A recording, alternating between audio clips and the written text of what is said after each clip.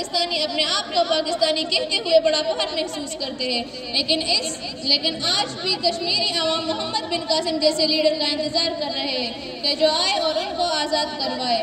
اسی جذبہ یکجہتی کو زیر اور لاتے ہوئے آج ہم اپنے الفاظ کو یوم یکجہتی کشمیر کے لیے قلم بند کیا ہے۔ اب میں یلو ہاؤس کے مسکان کو دعوت دینا چاہوں گی کہ وہ آئے یوم کشمیر پر تقریر پیش کریں۔ السلام علیکم۔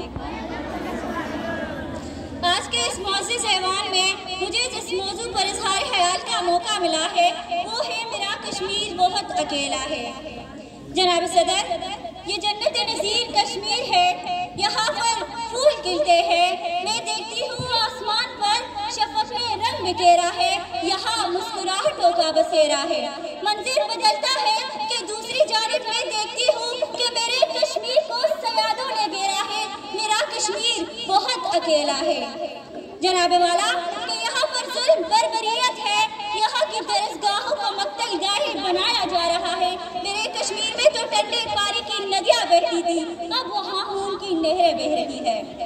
جناب والا کہ میرے سامنے ایک جنازہ ہے اور اس جنازے سے لپٹی ہوئی اس کی ماں، اس کی بہن اور اس کی بیوی جو رو رو کر یہ پکار رہی ہے کہ یا خدا یہ جنازہ کون اٹھائے گا، یہ جنازہ کون اٹھائے گا۔ تو اسی ظلم کی گھٹاؤں سے ایک کرن پھوٹتی ہے کہ نوجوان سچ حلالی پرچم تامے لا الہ الا اللہ کی صدائیں بلند کرتے ہیں، کیونکہ ہے یہ ان کا مان کہ کشمیر بنے گا پاکستان، کیونکہ ظلم پھر ظلم ہے، بڑھتا ہے تو مٹ جاتا ہے، بڑھتا ہے تو مٹ جاتا ہے۔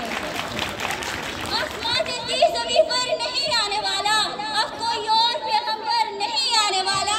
پیاس کہتی ہے کہ ریت نچوڑی جائے، اپنے حصے میں سمندر نہیں آنے والا۔ تو پکارے گا سن حرم آئیں گے، پھر اٹھتے ہوئے نصرت کے علم آئیں گے، ابابیلوں کی مانند ہم آئیں گے۔ یہ الگ بات ہے کہ تعداد میں کم۔ جناب صدر،